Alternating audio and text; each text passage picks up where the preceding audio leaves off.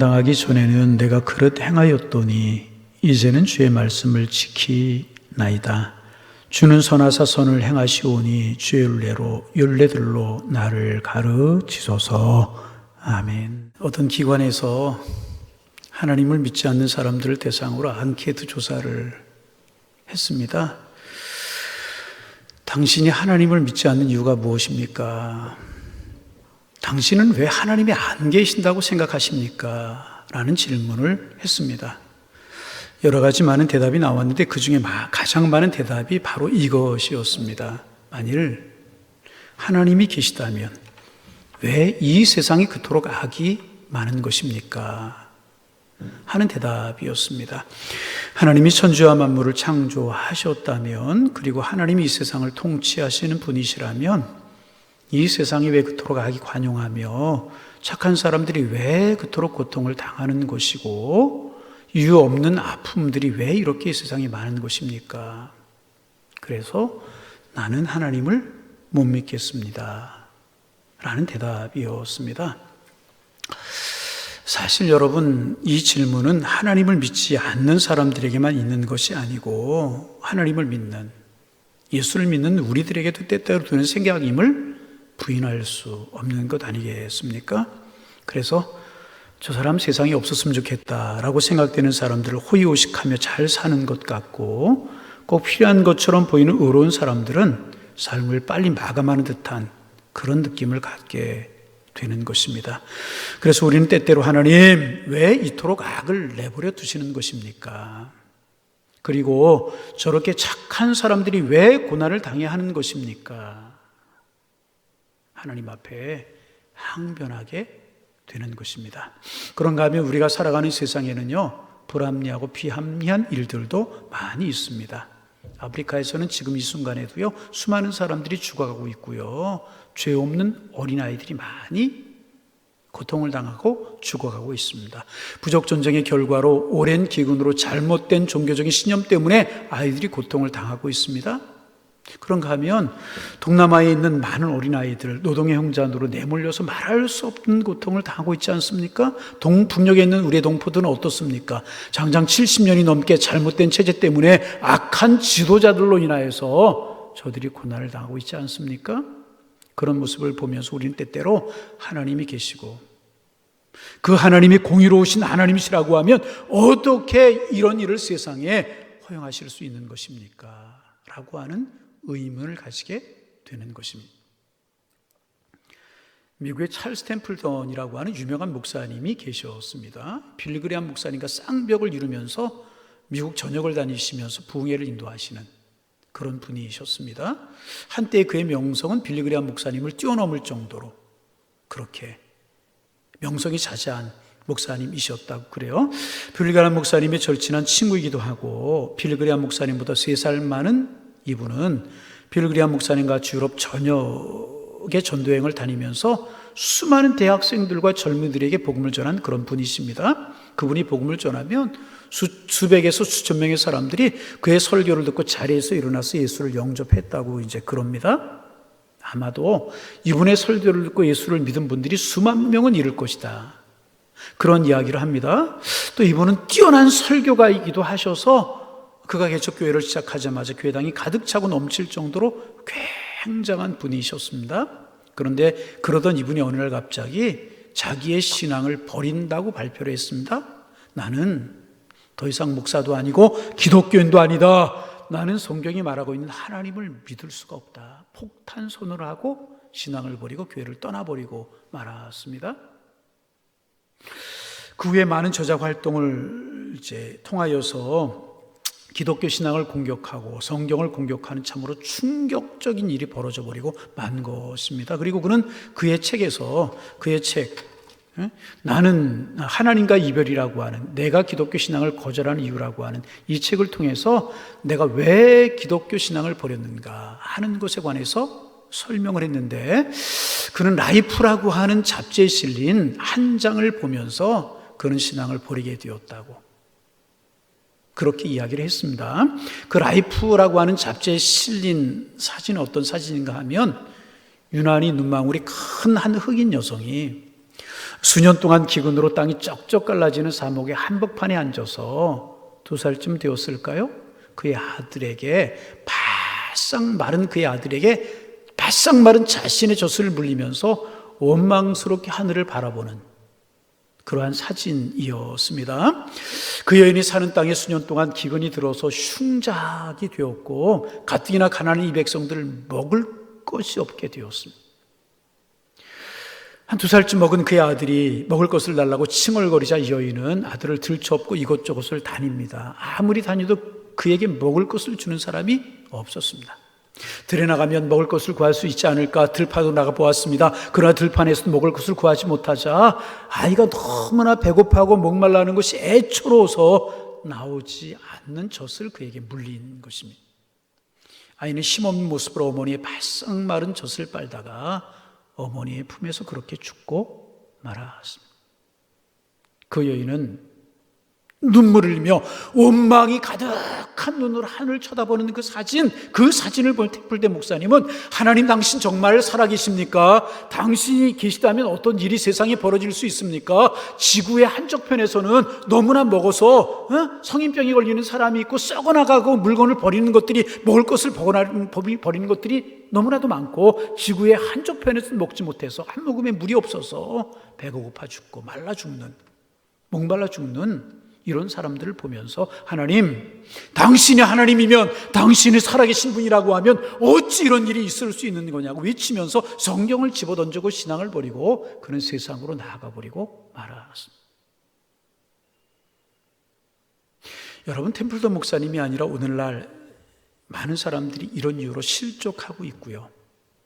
많은 그리스도인들이 이런 문제로 시험에 들어 흔들리고 믿음이 흔들리고 있는 것 아니겠습니까? 그렇다면 여러분, 왜 하나님이 살아계시고 그 하나님은 선하신 분이시고 그 선하신 하나님이 세상을 통치하고 계신다면 세상에 이렇게 악이 존재하는 것이고 선한 사람이 고난을 당해야 되는 비합리하고 불합리한 일들이 생겨야만 되는 것이겠습니까? 먼저 여러분, 우리가 알아야 될 것이 있습니다. 우리가 살고 있는 세상은요, 깨어진 세상이라는, 우리가 살고 있는 세상은 깨어진 세상이라는 것입니다. 하나님께서 여러분 아는 것처럼 에덴 동산을 만드셨잖아요. 아담과 하와를 행복하게 살아가도록 에덴 동산에 두셨습니다. 눈물도 없고요, 고통도 없는 그런 곳이었었어요. 그런데 하나님께서 인간에게 자유를 주셨고 그 자유의지를 가지고 인간은 선을 택하지 않고 악을 택했어요. 그 결과로 하나님의 형벌을 받게 된 것입니다. 하나님이 여인에게 말씀하셨잖아요. 너에게는 해산의 고통이 있으리라. 평생 내 남편을 사모하며 살아가게 될 것이다. 그래서 이 땅에 모든 여인들 해산의 고통으로 몸부림치고 사랑의 문제로 갈등을 겪게 되는 것입니다. 아담에게 말씀하셨습니다. 내 이마에 땀을 흘려야 내가 먹고 살리라. 땅이 내게 가시와 엉겅퀴를 내게 될 것이다. 그러므로 이 땅에서 삶의 무게를 지고 비틀거리면서 인생을 살아가게 된 것이 인간의 실존인 것입니다. 이 땅은 공주의 권세를 잡은 통치자들에게 내어준 세상이기 때문에 악한 영이 우리들 가운데 역사하게 되는 것입니다. 그래서 우리가 살아가는 이 세상에는요, 하나님의 보호하심도 있고 하나님의 능력도 임하시면은요, 고통과 악이 있을 수밖에 없는 것입니다. 인간이 범죄하고 타락한 결과로 우리 인생 가운데 고통과 고난이 오게 된 것입니다. 그래서 이 세상에 악이 존재하게 된 것이고요, 불합리한 세상이 되고 만 것입니다. 그러므로 우리는 이 땅에 있는 고난과 고통, 그 문제를 보면서 그 책임을 하나님께 절대로 돌릴 수가 없는 것입니다. 우리 인간이 타락하고 범죄한 결과이지 하나님이 이 세상에 죄악을 두신 것이 아니라는 것입니다. 이렇게 말하는 사람이 있습니다. 그렇다면 하나님께서 인간들에게 자유의지를 주지 아니하셨으면 이런 일이 없지 않았겠습니까? 왜 인간에게 선과 악을 택할 수 있는 자유의지를 주셔서 죄를 짓게 하시는 것입니까? 아예 인간의 생각 속에 악을 생각하지 못하도록 만드셨다면 선만 생각하고 인간이 사는 것 아니었겠습니까? 이렇게 항변하는 분들도 있습니다. 그러나 그것은 하나님의 속성, 사랑의 본성을 모르기 때문에 그런 이야기를 하는 것입니다. 여러분, 사랑은요, 상대방에게 자유를 주는 것입니다. 사랑의 이름으로 상대방을 구속하고 얽매게 하는 것은요, 사랑이 아닌 것입니다.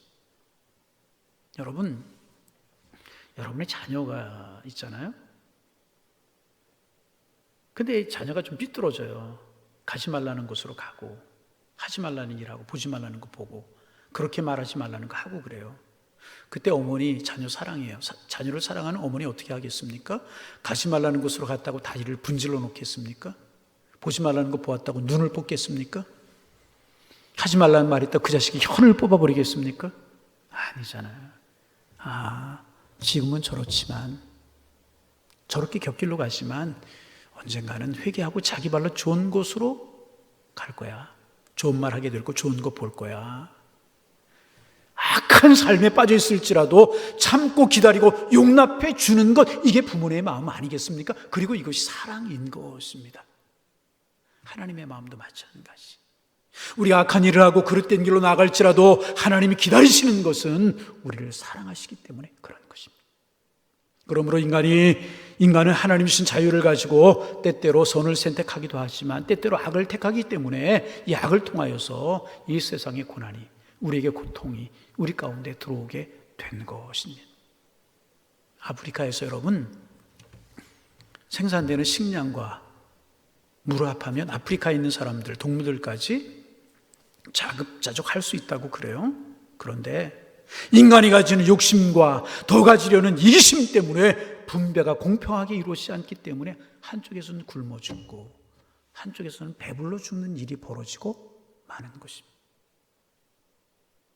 1년에 남한에서 버려지는 음식 찌꺼기만 해도 3조 원이 넘는다고 그래요. 돈으로 한 사람은 3조 원이 넘는다고 그래요. 그것을 아껴서 북한으로 보내면 북한에 굶어 죽을 아이들 하나도 없다고 그럽니다. 하나님 사랑하셔서 이 땅에 모든 사람들이, 모든 짐승들이 먹고 살 만큼의 음식과 물을 주셨습니다. 그런데 인간의 이기심, 욕심 다 망가뜨려 버리고 그래서 이 땅에 굶주림이 있고 병들임이 있고 아픔이 있게 된 것입니다. 결국 하나님의 책임이 아니라는 거예요. 하나님이 선하지 않기 때문도 아니고, 하나님이 이 세상을 통치하시지 않기 때문도 아니고, 그것은 인간이 악하기 때문이고 인간이 타락했기 때문인 것입니다. 하나님이 주신 것을 인간이 바르게 관리하지 못했기 때문에 고통과 고난과 피합리가 들어와 버리고 만 것입니다. 하나님 잘못, 하나님 책임 아니라.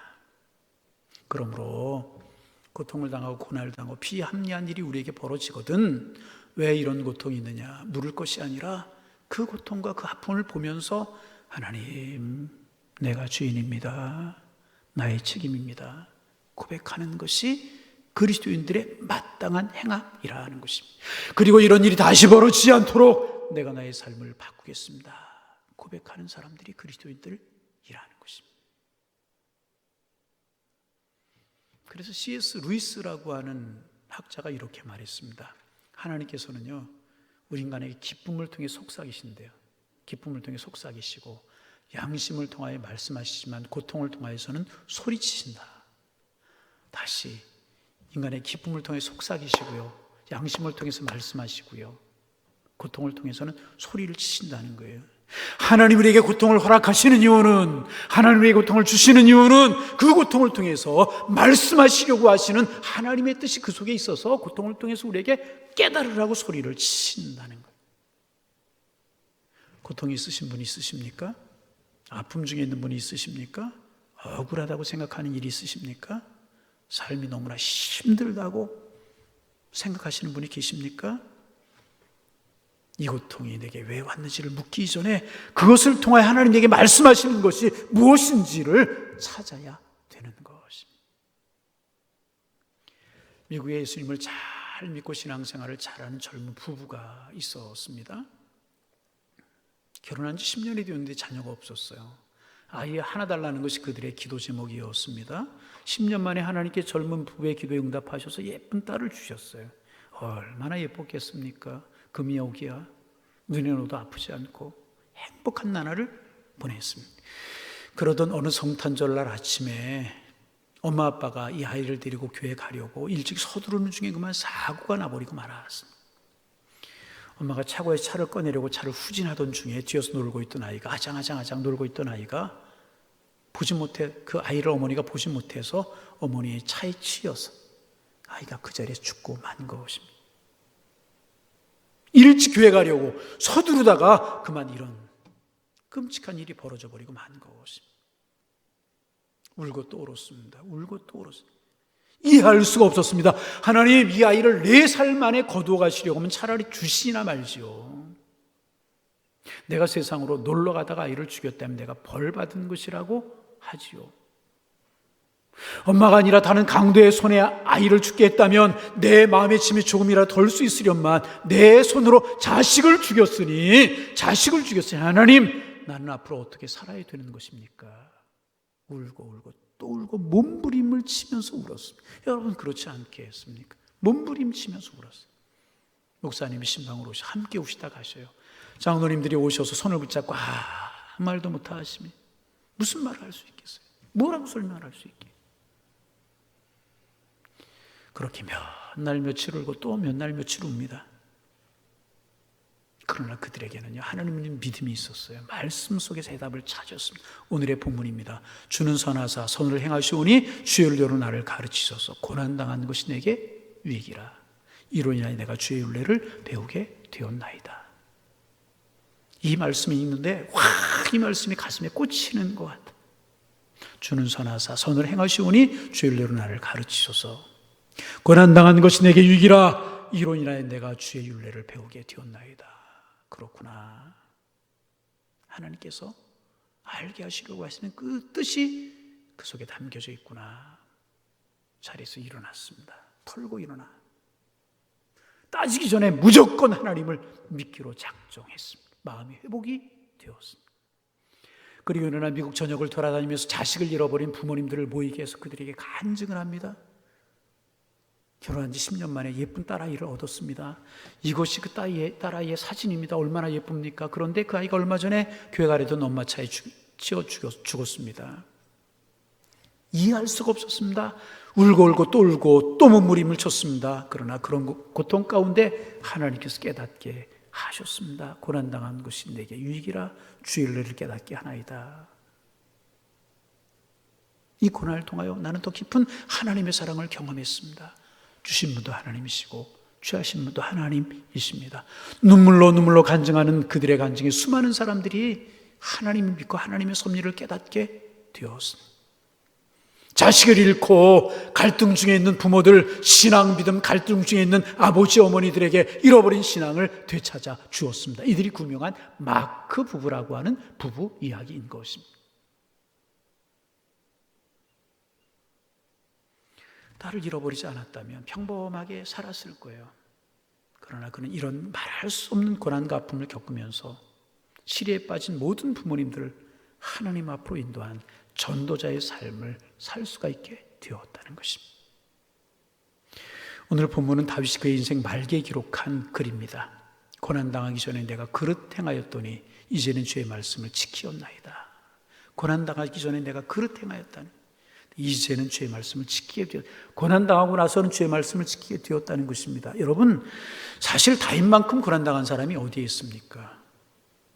그렇잖아요. 사울에게 쫓겨다니면서 젊은 시절을 다 보냈어요.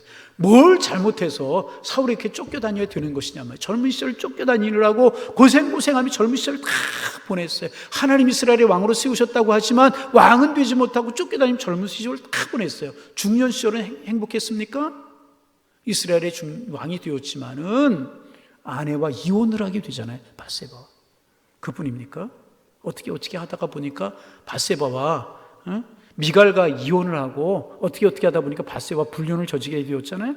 불륜 속에서 아이가 하나 태어났어요. 그 아이가 죽어요. 여러분, 아무리 불륜이지만 거기에 태어난 자녀가 죽는 아버지의 아픔이 얼마나 컸겠습니까? 이혼을 하죠. 자식이 죽는 아픔을 겪죠. 중년 시절도 행복하지 못했어요. 노년 시절에 행복했습니까? 아니죠. 아들에게 배신을 당하여서 아들이 반란을 일으켜서 아버지의 가슴에 비수를 꽂으려고 그래요. 왕위를 찬탈하려고 그래요. 생명을 부지하려고 머리를 해치리고 맨발로 도망을 합니다. 눈물을 흘리면서 도망합니다. 그리고 신하들에 의해서 그 아들이 처참하게 죽어요. 그 아들이 신하들이 처참하게 죽었다는 소식을 들어야만 됐었어요. 얼마나 비극입니까? 다윗은 다른 사람이 겪지 못하는 고난을 당한 사람이었습니다. 그러나 그는 본문에서 이렇게 고백합니다. 고난당하기 전에 내가 그릇 행하였더니, 고난당하기 전에 하나님의 마음을 몰랐다는 거예요. 그래서 그릇 행하였다는 것입니다. 이제는 주의 말씀을 지키나이다. 이제는 내가 주의 법도를 따라 살아간다는 것입니다. 주는 선을 행하시오니 주의 율례로 나를 가르치소서. 고난당하는 것이 내게 유익이라. 이로 인하여 내가 주의 율례를 배우게 되었나이다. 여러분, 하나님 우리에게 고난을 주시는 것은요, 우리를 힘들게 하시려고 하시는 것이 아니라요, 그 의미를 깨닫게 하시려고 주시는 것입니다. 그러므로 그리스도인들은 고난이 없는 사람이 아니고요, 그리스도인들은 고난을 이기며 살아가는 사람들인 것입니다. 그리스도인들은요, 고난을 피해가는 사람이 아니라 그리스도인들은요, 고난을 이기는 능력을 소유한 사람들인 것입니다. 그러므로 여러분이 당하는 고난을 회피하려고 하지 마시고 당당히 맞서실 수 있기를 주님의 이름으로 축원합니다. 우리 그리스도인들을 피해가는 사람들 아닙니다. 여러분, 우리 주님 십자가를 생각해 보세요. 얼마나 비합리하고 불합리해요. 그런 불의한 일이 어디에 있습니까? 죄가 없으셔요. 하나님이셔요.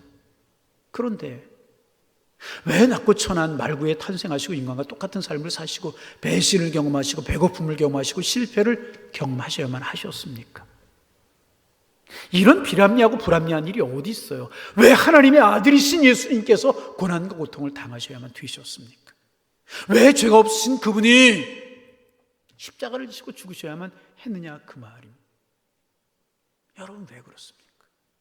그 고난당하심이 있기에, 그 불합리한 일이 있기에, 그 이해할 수 없는 사건이 있기에 하나님의 아들이 인간의 몸으로 오셔서 십자가를 지고 죽는 일, 이해할 수 없는 그런 일이 벌어졌기에 여러분과 제가 구원받고 하나님의 의가 드러났고 여러분과 저에게 생명이 주어지고 천국이 주어진 것이 아니겠습니까?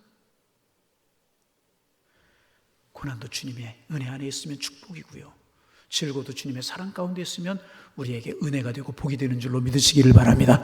그러기에 고난이 왜 왔냐고 묻는 사람들 신앙이 아니라요, 고난을 통해 주고자 하나님의 뜻이 무엇인가를 묻는 사람들이 우리 그리스도인들이라는 것입니다. 스위스에서 있었던 일이라고 합니다. 한 시내버스 기사가 퇴근 시간에 손님들을 버스 안에 가득 태우고 운해 가던 중에 큰 언덕 하나를 넘게 되었다고 해요. 언덕 하나를 넘게 되었습니다. 언덕을 넘어서 내리막길로 내려가는데 그만 브레이크가 파열이 돼버리고 말았습니다. 아무리 브레이크를 밟아도 브레이크가 듣지를 않는 겁니다. 버스는 아주 빠른 속도로 언덕길을 막 미끄러지듯이 내려가고 있었습니다. 저 밑에는 큰 호수가 있어서 그 호수에 빠지면 그 버스에 타고 있는 사람들이 다 죽을 수밖에 없는 절체절명의 위기였었습니다. 돌아보니까 저쪽 옆에 큰 고목나무 하나가 서 있는 거예요. 버스 기사는 결정을 해야만 했었습니다. 그냥 호수로 뛰어들어서 다 죽느냐, 아니면 저 나무에 가서 차를 들이받게 해서 그래도 피해를 최소한으로 줄이느냐 결정을 해야만 되었었습니다. 이 버스 기사는 결정을 하고 나무를 들이받고 서기로 결정을 하고 나무를 향하여 핸들을 틀었습니다. 그런데 그 나무 밑에서는요, 5-6명의 꼬마들이 무리를 지어서 놀고 있었습니다. 이 운전기사는 미친 듯이 크락션을 눌렀습니다. 빵빵거리면 계속 크락션을 눌러요. 소리를 지릅니다. 비키라고, 너희들 위험하니 비키라고. 달려오는 버스를 보고 소리를 듣고 아이들이 사방으로 피했는데 한 아이만 그냥 나무 밑에 앉아서 놀고 있는 것입니다. 운전기사가 아무리 크락션을 누르고 소리를 지르도 그냥 아무것도 없었듯이 앉아서 놀고 있는 것입니다. 그 아이는요, 듣지 못하는 청각장애를 가진 아이였었던 것입니다. 듣지 못하는 아이였기에 빵빵거리고 아무리 소리를 질러도 그 소리를 듣지 못하고 노래에 청신이 팔려서 아이들이 피하는 것도 보지 못하고 놀고만 있는 것입니다. 계속 소리를 지르고 크락션을 울립니다. 피하라고. 아이를 듣지 못하고 웃으면서 놀이를 하고 있습니다. 그 아이의 얼굴의 모습이 운전기사 얼굴을 확 채우는 순간에 버스는 그 아이를 깔고 나무를 들이받고 멈춰 섰습니다. 아이가 죽었어요. 사람들이 버스에서 내리면서 운전기사를 욕을 합니다. 살인자라고. 어떻게 이렇게 이따위로 운전을 할 수가 있는 거냐고. 내가 저희를 죽여 살인자야. 너 같은 놈은 감옥에 가야 돼. 한마디씩 하면서 운전기사의 마음속에 비수를 꽂는 것입니다. 운전기사 차에서 내려서 아이를 끌어안습니다. 그 아이를 끌어안 채 눈물을 흘립니다. 그때 한 아주머니가 이렇게 이야기를 합니다. 그만들지 마세요. 그만들지 마세요. 저 아이는요, 저 운전기사의 아들입니다. 저 운전기사의 아들입니다. 저 아이는 저 운전기사의 하나밖에 없는 귀머거리 아들입니다. 이 기사는요, 자기가 쳐야 할 그 아이가 자기 자신의 하나밖에 없는 듣지 못하는 청각장애아라는 사실을 알았습니다. 그러나 그 순간 멈출 수가 없었고 아들의 생명과 승객들의 생명을 바꾼 것입니다. 여러분, 그 아들을 바라보는 운전기사의 마음이 우리 하나님의 마음이었던 것입니다. 우리 하나님은 하나밖에 없는 당신의 독생자의 죽으심을 지켜보셔야만 하셨던 분이십니다. 우리 예수님은 고통이 너무너무나 두렵고 무서워서 할 수만 있으면 이 자리에게 피하게 해달라고 외치셨던 분이십니다. 그분의 십자가에 벌겨벗긴 채로 온갖 모욕과 온갖 수치를 당하시면서 나의 하나님 나의 하나님 어찌하여 나를 버리셨나이까 외치셨던 분이십니다. 하나님 눈을 막고요, 귀를 닫으셨어요. 그 아들의 절규와 그들의 아픔을 보시면서 하나님 전능하신 분이시지만 아무것도 할 수 없음에 아파하셨습니다. 그리고 그렇게 그 주님이 죽으셨기에 우리가 살아나게 된 것입니다. 이것보다 더 불합리하고 비합리한 일이 어디에 있습니까? 왜 주님이 고난을 당하셔야 됐고 왜 하나님이 이 땅에 오셔 죽으셔야 됐었습니까? 어찌할 수 있는 것입니까? 그러나 그 고통, 그 고난, 그 불합리, 비합리한 일이 있었기 때문에 우리가 살아날 수 있게 되었고 하나님의 자녀가 되게 된 것입니다.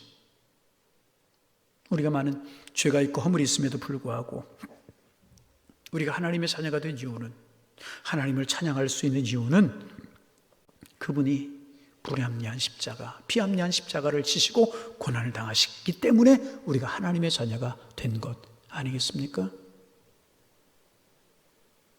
여러분, 그 주님 성령을 통하여 우리 안에 계시는 줄로 믿으시기를 바랍니다. 그리고 예수님 우리보다 더 큰 고난을 담당하시면서 우리의 손을 붙들고 계심을 믿으시기를 바랍니다. 삶이 어려우십니까? 경제적으로 너무너무 어려워서 부도의 위기 가운데 있으십니까? 자녀가 너무너무 속을 썩여서 그 자식을 볼 때마다 무너지는 가슴으로 통곡하는 분이 있지는 아니하십니까? 남편이 아내가 너무너무 힘들게 해서 다 던져버리고 싶은 생각하시는 분이 계시나 아니하십니까? 사랑하는 사람이 내 사랑을 받아주지 않아서 방황하는 분이 계십니까? 여러분, 그 십자가에 달려주신 주님, 물과 피를 다 쏟아주신 주님, 여러분께 계심을 믿으시기를 바랍니다. 여러분이 잠 못 이루는 그 밤 주님 같이 잠 못 이루시고요, 여러분이 눈물 흘리는 그 시간 우리 주님 같이 눈물을 흘리고 계셔서 여러분의 눈물 속에 주님의 눈물이 섞여 있음을 여러분 믿으시기를 바랍니다. 그 주님은 죄를 알지도 못하는 분이셨어요. 그 주님은 죄악과는 관계도 없는 분이신데 이런 고난을 당하셨다면 오늘 내가 당하는 고난 오히려 작은 것 아니겠습니까? 십자가처럼 비합리하고 불합리한 고난이 어디에 있습니까?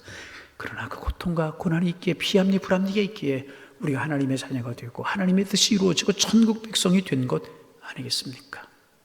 고난 속에 담겨져 있는 하나님의 섭리와 하나님의 뜻을 발견할 수 있는 하나님의 사람들 다 되실 수 있기를 주님의 이름으로 축원합니다. C.S. 루이스라고 하는 학자가 있어요. 정말 훌륭한 목회자, 신학자이셨던 분입니다. 그분의 짧은 글을 하나 소개하면서 오늘 말씀을 마치려고 합니다. 이런 글입니다. 십자가가 아니었다면 나는 결코 하나님을 믿지 못했을 것입니다. 나는 아시아 여러 나라에서 많은 불교 사원대에 들어가 경건한 마음으로 불상 앞에 서보았습니다. 석가모니는 팔을 구부리고 가부좌를 틀고 앉아 입가에 희한한 미소를 머금은 채 세상의 모든 고통에 초연한 듯 딴 세상에나 있는 듯한 무표정한 얼굴을 하고 있었습니다. 그래서 나는 매번 들어설 때마다 곧 등을 돌려서 나올 수밖에 없었습니다. 그리고 십자가에 달리신 예수님의 의롭고 일그러진 상한 모습 앞으로 달려갑니다.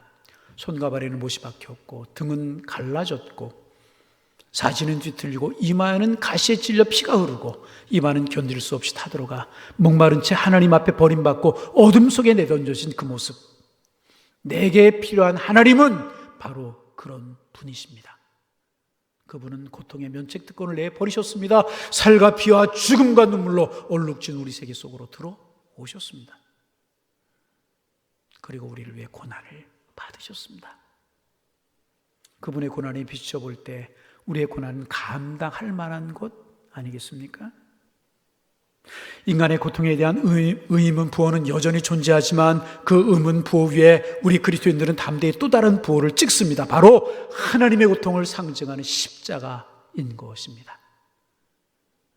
우리가 사는 세상과 같은 곳에서 예수 그리스도의 그 십자가는 하나님의 유일한 자기 변호인 것입니다. 기도하시겠습니다. 하나님 아버지, 그동안 우리는 하나님의 뜻을 이해하지 못해서 내가 왜 고통을 당해야 하느냐고, 무슨 죄가 많아서 이 아픔을 당해야 되느냐고 머무르시고 통곡하던 때도 있었습니다. 경제적인 어려움 때문에 사랑의 문제와 인간관계의 갈등으로 인해서 깨어지는 것 자체가 고통인 적도 있었습니다.